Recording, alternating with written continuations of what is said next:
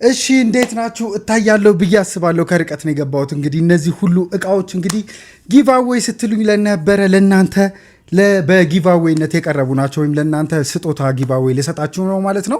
ኢትዮ ቴሌኮም ነው እነዚህን ያቀረበላችሁ። እንግዲህ ስለዚህ የፈለጋችሁትን ነገር ኮሜንት ላይ ትጽፋላችሁ። በዚህ ሳምንት ለ10 ሰዎች እጣ አውጥተን ከኮሜንቶቹ ማለት ነው ጊቫዌይን እሸልማችኋለሁ ማለት ነው። የተለያዩ አይነት ትላልቅ ሄድሴቶች ፓወር ባንክ 10 ሺና 20 ሺ እንዲሁም ደግሞ ዋይርለስ ስፒከሮች፣ በተጨማሪ ደግሞ ምን አለ ኤርፎን አለ ከሄድሴት ውጭ ማለት ነው። ሌሎች ደግሞ እንግዲህ እንደምትመለከቱት ዋይርለስ ስፒከር አለ ብያችኋለሁ።